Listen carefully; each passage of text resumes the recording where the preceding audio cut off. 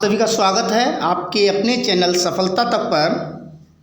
आज हम फिर से एक नए टॉपिक के साथ हाजिर हैं आपके साथ, जिसमें आज हम एक न्यूमेरिकल करेंगे। आपका सवाल बड़ा ही महत्वपूर्ण सवाल है बोर्ड के एग्ज़ाम की दृष्टि से। ऐसा समझो इस सवाल को आपको रट के रखना है, बहुत ही ज़्यादा महत्वपूर्ण है। हम जो सीरीज़ चला रहे हैं, इस सीरीज़ में केवल और केवल महत्वपूर्ण प्रश्न ही करा रहे हैं, यानी कि जो इम्पोर्टेंट परीक्षा की दृष्टि से हैं उन्हीं क्वेश्चनों को हम करा रहे हैं, बाकी क्वेश्चंस को नहीं। हम एग्ज़ाम से पहले आपके सारे इम्पोर्टेंट क्वेश्चंस को हम लोग करा लेंगे। ये सीरीज़ हमारी ऐसी लगातार चलती रहे, तो इसके लिए आपको क्या करना है, आप हमारे चैनल को सब्सक्राइब कर लें, वीडियो को लाइक कर दें और लोगों में शेयर भी कर दें, जिससे हमारे साथ और भी लोग जुड़ पाएँ और ये हमारा सीरीज़ चलता रहे। ठीक है दोस्तों, चलते हैं। हमारा एक न्यूमेरिकल जो है, वो न्यूमेरिकल क्या है, देखिए बहुत ज़्यादा प्यारा न्यूमेरिकल है।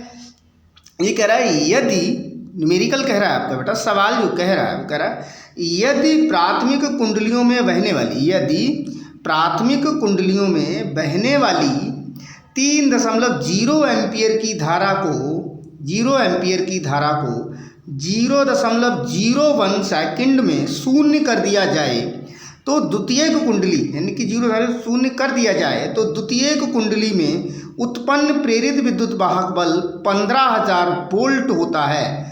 कितना होता है? वोल्ट होता है। इन कुंडलियों का अन्योन्य प्रेरण गुणांक ज्ञात कीजिए।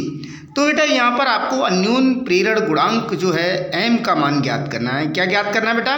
यहाँ एम ज्ञात करना है। तो देखो यहाँ से आप वैल्यू लिख लें, फाइंड कर लें क्या क्या चीज़ देखिए।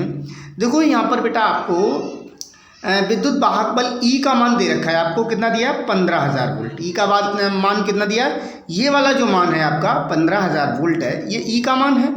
इसके बाद में इसमें धारा, ये जो कह रहा है एम्पियर लगा होता है, धारा का मात्रक होता है। तो ये जो यहाँ पर मान दिया है 3.0 एम्पियर, ये बेटा आपका डेल्टा आई यानी कि धारा का मान है।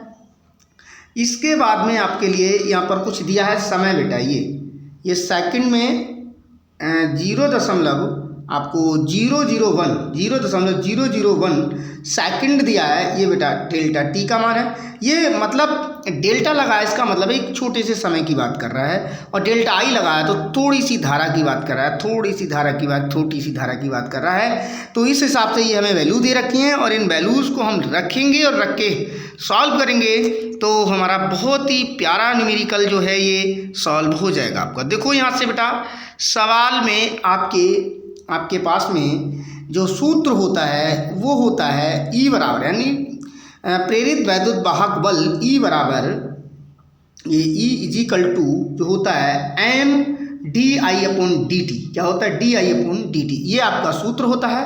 तो आप लोग इसी से बेटा यहाँ पर हल करेंगे। आपके लिए इसमें क्या क्या चीज़ की वैल्यू पता है बेटा?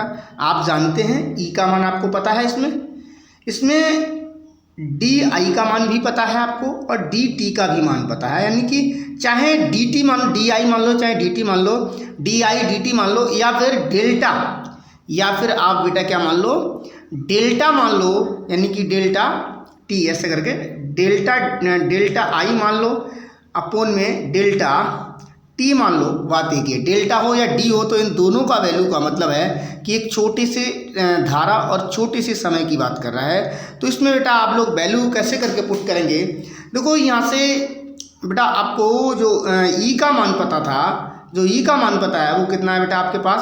15,000 है। ठीक है, इसके बाद में आपके पास डी आई का मान जो है, डेल्टा आई का मान जो है वो बेटा कितना है आपके पास में?